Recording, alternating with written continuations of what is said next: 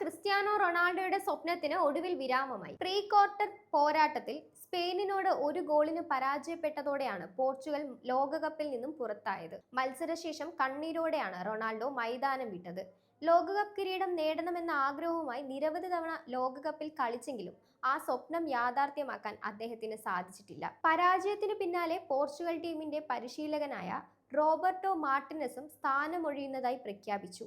ലോകകപ്പ് നേടുക എന്ന ലക്ഷ്യത്തോടെയാണ് താൻ പരിശീലക ചുമതലയേറ്റതെന്നും ആ ലക്ഷ്യം കൈവരിക്കാനാകാത്ത സാഹചര്യത്തിൽ തുടരുന്നതിൽ അർത്ഥമില്ലെന്നും അദ്ദേഹം പറഞ്ഞു. അതേസമയം മത്സരശേഷം റൊണാൾഡോയെ ചേർത്ത് പിടിച്ച് ആശ്വസിപ്പിച്ച മാർട്ടിനസിന്റെ ദൃശ്യങ്ങളും ശ്രദ്ധേയമായി.